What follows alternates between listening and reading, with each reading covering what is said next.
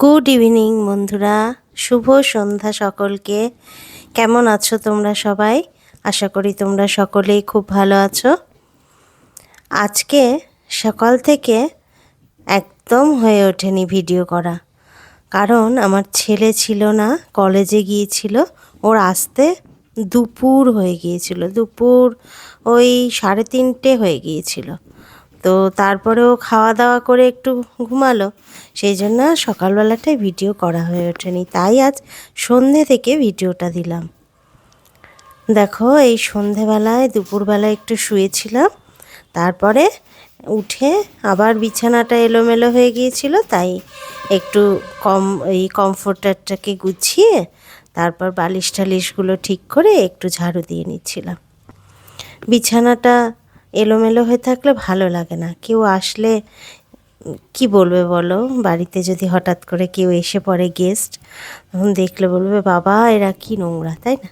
সেই জন্য প্রত্যেক দিনের কাজ আমার এটা থাকে।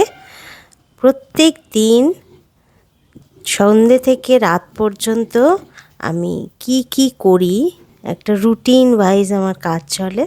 তো সেগুলোই তোমাদের সঙ্গে আজকে শেয়ার করব। ঝাড়ু দেওয়া হয়ে গেছে, ঝাড়ু দিচ্ছি এখন। তো সকালবেলায় একবার ঝাড়ু পোছা হয়, কারণ সকালবেলা তো ঝাড়ু পোছা, বাসি ঘর ঝাড়ু পোছা তো করতেই হয়। কিন্তু কি বলো তো বন্ধুরা, আমার রাস্তার ধারে ঘর তো অনেকটা মানে ধুলো হয়ে যায় সন্ধে হতে হতে। তোমরা তো দেখেছোই সকালবেলায় যখন ঝাড়ু দিই আমি, তখনও কতগুলো ধুলো বেরোয়, নোংরা বেরোয়। তো দুবেলা ধরে ঝাড়ু দেওয়ার পরেও অনেকটা ধুলো নোংরা বেরোয়, কারণ ওই একটাই কারণ, রাস্তার ধারে ঘর, কিছু করার নেই। ওই জন্যই আমাকে দুবেলা ধরে ঝাড়ু দিতে হয়। আর বেশিরভাগ এই আমরা গৃহিণীরা মধ্যবিত্ত ঘরের সন্ধ্যের আগে একবার করে ঝাড়ু সকলেই দিয়ে থাকি, তাই না? এটা আর বেশি কথা কি? তো সেই হিসাবেই সেরকমই আমিও ঝাড়ুটা দিয়ে নিচ্ছিলাম। কিছু বাসন ছিল দুপুরে খাওয়ার পরে, সেই বাসনগুলো ধুয়ে রেখেছিলাম খাওয়ার পরই, জল ঝরে গেছে, তাই এখন গুছিয়ে নিচ্ছি বাসনগুলো। কয়েকটাই বাসন পড়েছিল, খাওয়ার বাসন। সারাদিনে টুকটুক করে কতবার যে বাসন ধুতে হয়, তাই না বন্ধুরা? তোমরাও তো সংসার করো, তোমরাও জানো। হ্যাঁ, পুজো টুজো, সন্ধে পুজো দিয়ে আসার পরে টেবিলটা দেখলাম 3টে বোতল ফাঁকা পড়ে রয়েছে। কী বলো তো বন্ধুরা, আমার সংসারে আমি একাই মহিলা, বলতে আমি একাই তো, আর সবই পুরুষ মানুষ। আর আছে তোই আমার একটা ছোট ছেলে, ওকে দিয়ে আর কি কাজ করাবো বলো?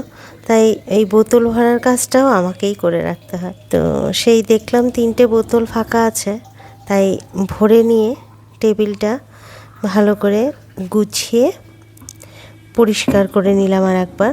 কারণ কি বলো তো, ওই ঘরের সামনে ইয়েতে ঢুকতেই, মানে গেট দিয়ে ঢুকতেই আমার ডাইনিং টেবিলটা, মানে আমার সদর দরজাটা দিয়ে ঢুকতেই আমার ডাইনিং টেবিল, মানে আমার কিচেনটা, ডাইনিং টেবিলটা আগেই চোখে পড়ে সবার। তাই জন্য ডাইনিং টেবিলটা সুন্দর করে পরিষ্কার করে গুছিয়ে রাখতে হয় সব সময়, নইলে খুব মেসি লাগে দেখতে, বাজে লাগে। এবারে আমি ছেলে সকালবেলায় করে কিছু ড্রাই ফ্রুট ভেজানো খায়, সেগুলোই ভিজিয়ে নিচ্ছিলাম। দেখো, এইগুলো হলো সয়াবিনের দানা।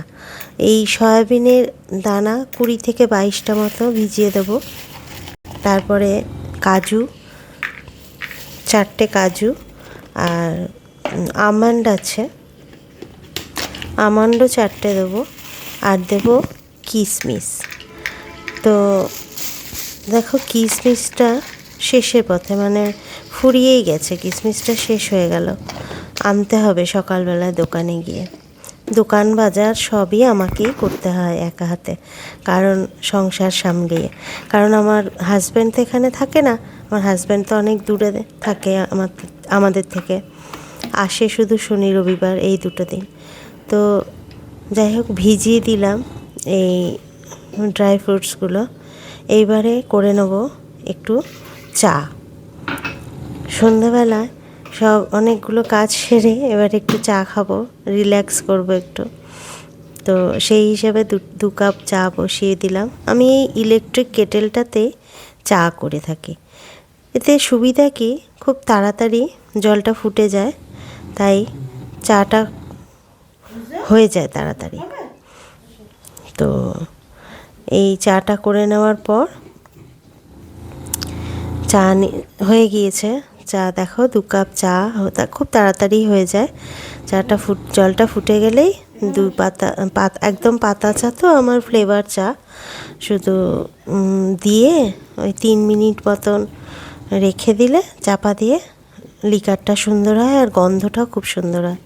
এইদিকে দেখো ব্রুজও নাচতে থাকবে খুব, জানো তো, ও বিস্কুট খেতে ভীষণ ভালোবাসে।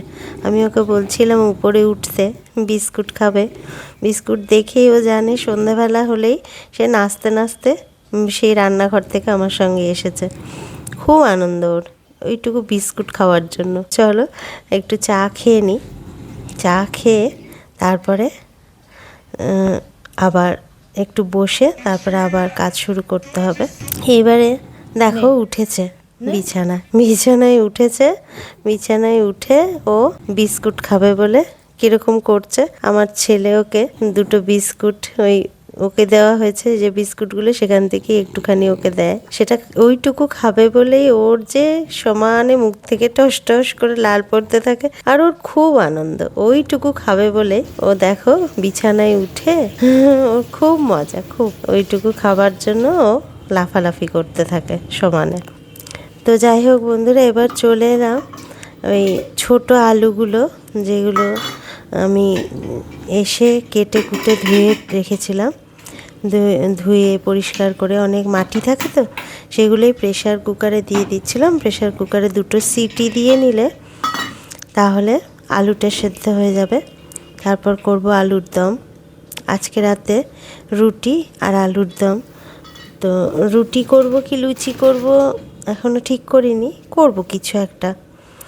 বের করে নিচ্ছিলাম এখানে একটা ডিম, কারণ এই সন্ধ্যাবেলায় এখন বাজে 7:30, এই সময় আমার ছেলে ওই 8টা সাড়ে 8টার দিকে একটু টিফিন করে, তো ওকে ডিমের অমলেট করে দিতে হয়। হবে আজকে ছানা খাবে না, আজকে ডিমের অমলেট খাবে আর রুটি পিনাট বাটার দিয়ে একটা রুটি খাবে। তো সেই আলুর দমের জন্য আদা, টমেটো এগুলো বের করে রাখছিলাম। এগুলো দিয়েই আজকে আলুর দমটা করব, অল্প একটু পেঁয়াজ দিয়ে। তো সেগুলোই বের করছিলাম, বের করে গুছিয়ে নিচ্ছিলাম। গুছিয়ে নেওয়ার পরে তারপরে ছেলের টিফিনটা করে দেবো। ওদিকে প্রেসার কুকারে তো বসিয়ে দিয়েছি আলুটা সেদ্ধ হয়ে গেলে পরে তারপর ঠান্ডা করে ওটাকে আলুর ছোকলাগুলো ছাড়িয়ে নিতে হবে। এখানে একটা টমেটো বের করে নিলাম, ছোট একটা টমেটো, কারণ হবে তো একবেলারই তরকারি। তো এইগুলো সব নিয়ে এবার এদিকে রাখলাম। এই পর্যন্ত দেখে যদি বন্ধুরা তোমাদের ভালো লাগে তাহলে প্লিজ একটা লাইক করো, আর কমেন্টে জানিও তোমাদের কেমন লাগছে, অবশ্যই জানিও আমাকে। তো দেখো এখানে আলুটা সেদ্ধ হয়ে গেছে। আলুটা সেদ্ধ হয়ে যাওয়ার পর এবার ছোকলাগুলো ছিলতে হবে। তো খুব গরম, সেই জন্য একটু জল দিয়ে ঠান্ডা করে নিচ্ছিলাম। ঠান্ডা হয়ে গেলে তারপরে চোকলাগুলো ছিলতে আমার সুবিধা হবে। তো এইভাবে ঠান্ডা জলে দিয়ে দেওয়ার পর আলুগুলো ঠান্ডা হয়ে গেছে। এবার আমি আলুগুলো ছুলে নিচ্ছিলাম। খুব সুন্দর করে আলুর চোকলাগুলো উঠে যায় ঠান্ডা জল একটু দিয়ে দিলে। আর শীতকালে এই ছোটো আলুর দম খেতে কি ভালোই না লাগে, তাই না? আমার তো ভীষণ ভালো লাগে। আমার ফ্যামিলির সবাই খুব ভালো খায় এই ছোটো আলুর দমটা। তোমাদেরও নিশ্চয়ই ভালো লাগে। তোমাদের কার কার ভালো লাগে খেতে আমাকে কমেন্টে লিখে জানাবে। দেখো এখানে আলুগুলো ছিলে নিয়েছি, আর এখানে কড়াইতে তেল গরম হয়ে গেছে। এবার দিয়ে দিচ্ছি মেথি ফোড়নে আর 2টো তেজপাতা। ফোড়ন দিয়ে দেওয়ার পরে দিয়ে দেবো সামান্য পেঁয়াজ, আধখানা পেঁয়াজ কেটে রেখেছিলাম, সেই পেঁয়াজটাই দিয়ে দিলাম। পেঁয়াজটা একটু ব্রাউন হওয়া পর্যন্ত পেঁয়াজটা ভাজতে হবে। পেঁয়াজটা ব্রাউন হয়ে গেলে দেখো ব্রাউন ব্রাউন হয়ে এসেছে। এইবারে দিয়ে দেবো টমেটোটা। টমেটোটা একটু নাড়াচাড়া করিয়ে তারপরে দিয়ে দেবো আদাটা একটু নেড়ে চেড়ে দিয়ে তারপরে মশলা দিয়ে দেবো। টমেটো বেশিক্ষণ লাগে না টমেটো করতে, টমেটোটা তাড়াতাড়ি হয়ে যায়, গলে যায়। তো কারণ দেশি টমেটো, সেই জন্য গলতে বেশি সময় নেয় না। এরপরে দিয়ে দেবো আদাটা দিয়ে দেওয়ার পরে দিয়ে দিচ্ছি মশলা। হলুদ দিলাম, তারপরে দেব একটু ধনে গুঁড়ো, তারপরে দেব একটু জিরে গুঁড়ো, আর শেষে দেব লঙ্কাটা। তোমাদের সঙ্গে কথা বলতে বলতে না, এই কাজটা করতে করতে আমি সানরাইজের গরম মশলা বলছি, ওই সানরাইজের যে আলুর দম মশলাটা, ওটা দিতেই ভুলে গিয়েছিলাম। ওটা দিলে না আরও ভালো হয়। কিন্তু আলুর দমটা খেতে না খুব সুন্দর হয়েছিল বন্ধুরা, সত্যি বলছি, খুব টেস্ট হয়েছিল। নতুন আলু তো, শীতকালে গরম গরম আলুর দম আর রুটি দারুণ জমে যায়। তোমাদের কার কার ভালো লাগে আমাকে কমেন্টে লিখে জানাবে। হ্যাঁ, তো এবার গরম জল করেই রেখেছিলাম, ওই ইলেকট্রিক কেটেলটা ঢেলে দিলাম কষার জন্য। তো ভালো করে কষে গেলে তারপরে গরম জল অল্প করে দিয়ে দেবো। দিয়ে ফুটে গেলে তারপরে আলুটা দেবো। আলুটা দিয়ে দিলাম। আলু ভেজে রেখেছিলাম আগেই, তো সেই আলুটা দিয়ে দিলাম এর মধ্যে অল্প করে জল দিয়ে। এবার ফুটতে থাক।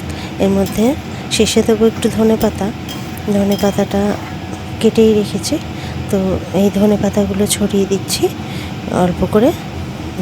ভালো লাগে বেশ ধনে পাতার গন্ধটা। আজকাল শীতকালে তো সবারই ধনে পাতার সব কিছুতেই ধনে পাতা দিতে হয়, গন্ধ ভালোই লাগে। আমার তো খুব ভালো লাগে ধনে পাতার গন্ধটা। তো এইবার চলে যাচ্ছি আটা মাখতে, কারণ সন্ধ্যাবেলায় ছেলে রুটি খাবে, পিনাট বাটার দিয়ে একটা রুটি খায় ও, আর ডিমের অমলেট খাবে, আগেই তোমাদের বললাম। তো সেই জন্য আটাটা মেখে নিচ্ছিলাম। আটাটা মাখা হয়ে গেলে ওকে টিফিনটা করে দেবো, তারপরে ব্রুজোকে খাওয়াতে যাব। আলুর দম কমপ্লিট, গ্যাস অফ করে দিলাম। এবার করে নেব রুটিটা। তো গুড নাইট বন্ধুরা, আজকে ব্লগটা এই পর্যন্তই। তোমাদের কেমন লাগলো জানিও। ভালো লাগলে একটা লাইক করো, সাবস্ক্রাইব করে আমার পাশে থেকো। তাহলে আবার দেখা হবে কালকে। রুটি করে খেতে বসবো এখন।